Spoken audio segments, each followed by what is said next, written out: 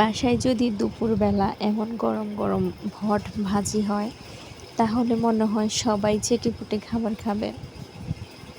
Hello everyone, আসসালামু আলাইকুম। আজকে বাসায় গরুর ভুঁড়ি রান্না হয়েছে, অর্থাৎ ভাজা হয়েছে। ভুঁড়িগুলা বাজার থেকে নিয়ে আসা হয়েছে।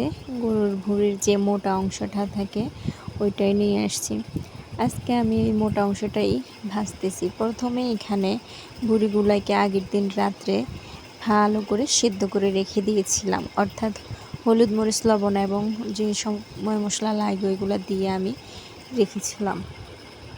এরপর কড়াইতে আমি পেঁয়াজ কুচি দিয়ে দিয়েছি, তেলের সাথে দিয়ে পেঁয়াজগুলোকে ভেজে তারপর দিয়ে দিলাম আমার রান্না করে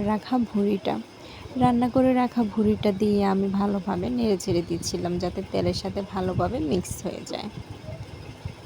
তো এরপর আমি বারবার নেড়ে চেড়ে দিচ্ছিলাম যাতে মশলাটা লেগে না যায় তলানিতে। তো অনেকক্ষণ ভালো করে কষিয়ে নিয়েছি আমি। কষিয়ে নেওয়ার পর এখন আমি একটু ঢেকে দিয়ে রান্না করব যাতে আরও একটু ভালোভাবে সিদ্ধ হয়। এখানে আমি একটু পানি দিয়েছিলাম। এরপর দিয়ে দিয়েছি আমি উপর থেকে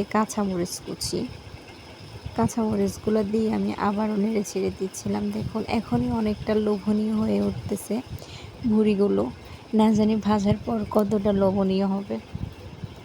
যখন আমি ভিডিও করতেছিলাম তখন ইচ্ছে করতেছিল এমনিতেই খেয়ে ফেলি।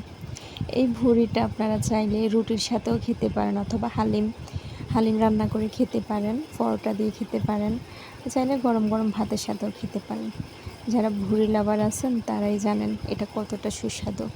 এরপর দিয়ে দিলাম উপর থেকে গরম মশলা, যদিও আমি কালকে রান্না করার সময় দিয়েছিলাম। এরপর আজকে আবারও দিলাম যাতে ফ্লেভারটা ভালো আসে। মশলাটা দিয়ে আবারও আমি কিছুক্ষণ নেড়ে ছেড়ে নিচ্ছি। এই পর্যায়ে চুলার আঁচটা অবশ্যই আপনারা হাই টু মিডিয়াম, অর্থাৎ বেশি না এবং কম না, মাঝামাঝি আঁচে রাখতে হবে যাতে পুড়ে না যায়। আপনারা চাইলে এই ভুঁড়িটার ভিতরে গোটা রসুনও দিতে পারেন, অর্থাৎ রসুনের কোয়া দিতে পারেন যারা খেতে পছন্দ করেন। এরপর আমি উপর থেকে ধনিয়া পাতা কুচি ছিটিয়ে দিচ্ছিলাম। ধনিয়া পাতা দিয়ে আমি এরপর আবারও কিছুক্ষণ নেড়ে ছেড়ে দিব। ধনিয়া পাতার স্মেলটা হলে খেতে, অর্থাৎ পরিবেশন করতে অনেক ভালো লাগবে। আপনারা চাইলে আলাদা করে বেরেস্তা করে উপর থেকে দিয়ে দিতে পারেন। বেরেস্তা অনেকেই পছন্দ করেন, সেটাও চাইলে দিতে পারেন। চাইলে আপনারা এখানে টমেটোও ইউজ করতে পারেন। আমি টমেটোটা ভুঁড়ি রান্না করার সময় দিয়েছিলাম। ভিডিওটা এই পর্যন্তই। ভালো লাগলে অবশ্যই শেয়ার করুন।